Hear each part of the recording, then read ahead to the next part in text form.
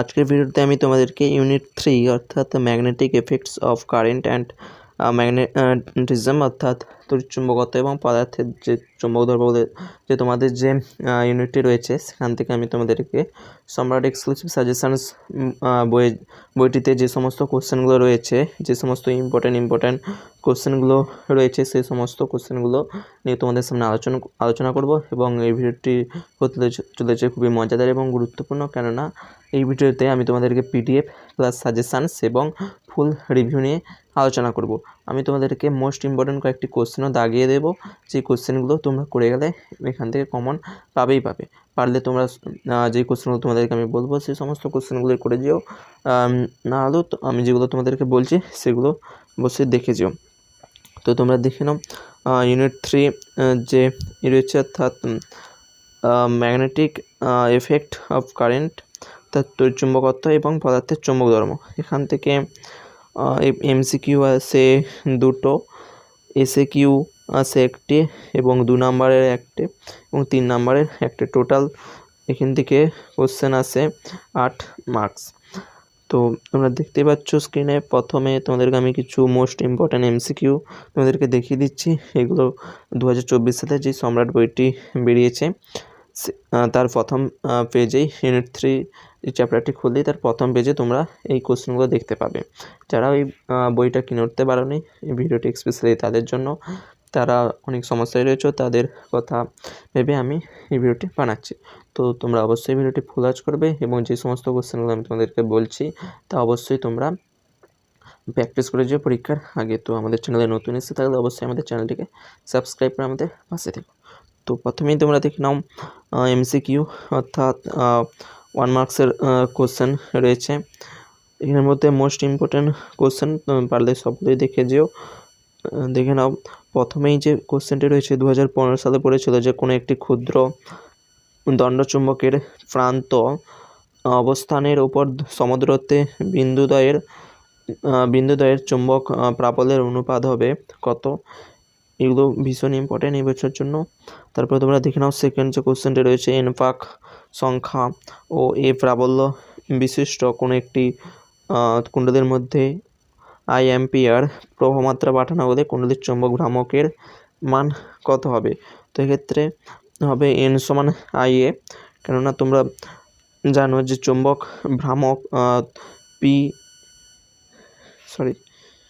ভ্রামকের সূত্রটা কি। চৌম্বক ভ্রামকের সূত্র হচ্ছে যে পি এম সমান আই এ,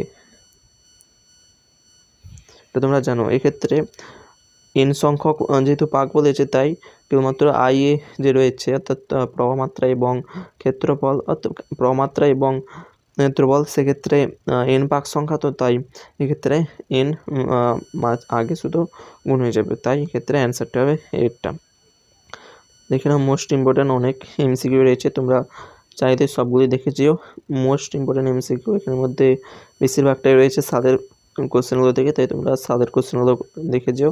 দ্বিতীয় পেজে দেখে নাও এখানের মধ্যে ইম্পর্ট্যান্ট কোশ্চেন হচ্ছে 8-এর দাগেরটি, যে আধান বিশিষ্ট একটি ইলেকট্রন ভি বেগে এক্স অক্ষের ধনাত্মক দিক বরাবর গতিশীল কণাটির উপর তড়িৎ ক্ষেত্র, ওয়াই অক্ষের ধনাত্মক দিক বরাবর ক্রিয়াশীল ইলেকট্রনটির উপর ক্রিয়াশীল বল কাজ করে কোন অক্ষ বরাবর বলতে হবে। বলছে ডি এরটা ওয়াই অক্ষ বরাবর। এর বিস্তারিত ভিডিও চাইলে তোমরা অবশ্যই আমাকে কমেন্টে জানিও, এবং যদি তোমরা এর পিডিএফ চাও সে আমাকে কমেন্টে জানাবে। যখন 10টা লাইক 20টি কমেন্ট হয়ে যাবে সেই মুহূর্তে আমি তোমাদেরকে এই পিডিএফের লিঙ্কটি ডিসক্রিপশানে দিয়ে দেবো। ভালো করে শুনে নাও, এই পিডিএফের লিঙ্ক তোমরা ডিসক্রিপশানে চেক করবে, সেখানে আমি একটি লিঙ্ক দিয়ে দেবো, সেখানে ক্লিক করলেই তোমরা এই পিডিএফটি পেয়ে যাবে। তারপরে তোমরা এখানে যে কোশ্চেনটি করবে তা হচ্ছে যে চৌম্বক ভ্রামকের মাত্রীয় সংকেত। এই যে মাত্রীয় সংকেত যে কোশ্চেনটি রয়েছে, যে চৌম্বক ভ্রামকের মাত্রীয় সংকেত কত হবে। তো চৌম্বক ক্ষেত্রের মাত্রীয় সংকেত কত হবে। চৌম্বক ক্ষেত্র বি সমান, সূত্রটা রয়েছে, সূত্র বসিয়ে তোমরা এক্ষেত্রে এই মানটি বের করে নেবে। এই সূত্র হচ্ছে μ0/4π ideal sine theta by r square, এইটি বসেও তোমরা করে নিতে পারবে। তারপরে যে তোমরা লিখে নেবে মোস্ট ইম্পর্ট্যান্ট এমসিকিউ তো সব এমসিকিউ পারলে তোমরা করে রেখো, নতুবা যেগুলো আমি বলছি সেগুলো করে গেলেও চলবে। যেহেতু এমসিকিউর কোনো সাজেশানস হয় না, তবুও তোমরা যেই কোশ্চেনগুলো আমি তোমাদেরকে বলছি ওই কোশ্চেনগুলো দেখে গেলে অবশ্যই পরীক্ষায় কমন পাবে। আশা রাখবো তোমরা সমস্ত কোশ্চেনগুলোই করে রাখবে। 23-এর দাগের কোশ্চেনটি করে রাখবে, 24-এর দাগের কোশ্চেনটি, তারপর চুম্বক মেরু শক্তির এসআই একক 20 দাগের কোশ্চেনটি, চুম্বক ভ্রামকের মাত্রা সংকেত এইটি, 18 দাগেরটি যে আর ব্যাসার্ধ বিশিষ্ট একটি বৃত্তাকার পথে একটি ইলেকট্রন বিদ্যুতিতে ঘুরছে, ইলেকট্রনটির ঘূর্ণন তলের সঙ্গে লম্বভাবে একটি সুষম চুম্বকক্ষেত্র বিক্রিয়া করে, ইলেকট্রনটির উপর প্রযুক্ত বল কত হবে। এই পৃষ্ঠার এই কোশ্চেনগুলো। তো 4 নম্বর পৃষ্ঠায় তোমরা এখানে একক আয়তনে চুম্বক ভ্রামক হলো যে প্রথমেই যে কোশ্চেনটি দেখতে পাচ্ছ যে 25-এর দাগের কোশ্চেনটি, এই কোশ্চেনটি করে যেও। 27-এর দাগের কোশ্চেনটি এইটি করে যেও। 28-এর দাগের কোশ্চেনটি করে যেও। তার সাথে 19-এর দাগের কোশ্চেনটি ভেরি ইম্পর্টেন্ট, 28-এর দাগের কোশ্চেনটিও তোমরা পারলে করে যেও। তারপর 5 নম্বর পেজে তোমরা দেখতে পাচ্ছ যে 34, 35, 36, 37 এই পৃষ্ঠার সব কোশ্চেনগুলো নিয়ে তোমরা দেখেছো ইম্পর্টেন্ট। 33-এরটা, 34, 35, 36 এবং 37 সব কোশ্চেনগুলোই করেছো। এর মধ্যে যে 34-এর দাগের যে কোশ্চেন রয়েছে যে একটি ট্যানজেন্ট গ্যালভানোমিটারের সাহায্যে তড়িৎ প্রবাহ পরিমাপের ত্রুটি সর্বনিম্ন হয় তখন বিক্ষেপ হয় প্রায়, এর অ্যান্সার কত হবে এটা অবশ্যই তোমরা লিখবে। তার পরে যে 36 দাগের কোশ্চেনটি যে রয়েছে যে 36 দাগের কোশ্চেনটি যে এম ভ্রামক বিশিষ্ট দুটি একই রকম দণ্ডচুম্বককে আড়াআড়িভাবে সমান দুভাগ করা হলো, প্রত্যেক ভাগের চুম্বক ভ্রামক কত, এই কোশ্চেনটি। তারপর তোমরা দেখে নেবে যে এসএ কিউ টাইপ কোশ্চেন, তোমরা যেই কোশ্চেনগুলো এগুলো স্ক্রিনশট মেরে নিতে পারো অথবা পিডিএফ চাইলে আমাকে অবশ্যই কমেন্ট করতে ভুলবে না।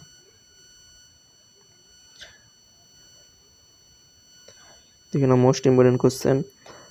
এই পৃষ্ঠাটি একটু আপচা হয়ে গেছে, তার জন্য ক্ষমা চাইছি। তো প্রথমে দেখে নেওয়া হচ্ছে মিউ0 এর এসআই একক হেনরি মিটার। এটি সকল এসএকিউ ক্ষেত্রে ভেরি ইম্পর্ট্যান্ট, তোমরা যেগুলো পারবে করবে, না হলে আমি তোমাদেরকে কিছু বলে দিচ্ছি সেগুলো করে যেও। যে 28-এর দাগে যে কোশ্চেনটি কোনো স্থানের ভূচুম্বক ক্ষেত্রে অনুভূমিক উপাংশ উলম্ব উপাংশের √3 গুণ হয় তাহলে ওই স্থানের বিনতি কোণের মান কত। চুম্বক মাত্রা এম এর এসআই একক এইটি করে যেও। তারপর পৃথিবীর মেরুতে ও নিরক্ষরেখায় বিনতি কোণের মান কত হবে। চুম্বক প্রবণতা কি, একটি চুম্বক পদার্থের মিউ আর অর্থাৎ আপেক্ষিক চুম্বক ভেদ্যতা >1 হলে সেটি কি প্রকার চুম্বক পদার্থ হবে, সেটি হবে অয়স্চুম্বক পদার্থ। তারপরে তোমরা দেখে নেবে যে অ্যাম্পিয়ারের বদ্ধপথের সীমাবদ্ধতা কি, তোমরা যদি টেস্ট পেপার করে থাকো তো এই কোশ্চেনটি প্রায় সব পেজেই রয়েছে। এই সোদায়ের যে কোশ্চেনটি রয়েছে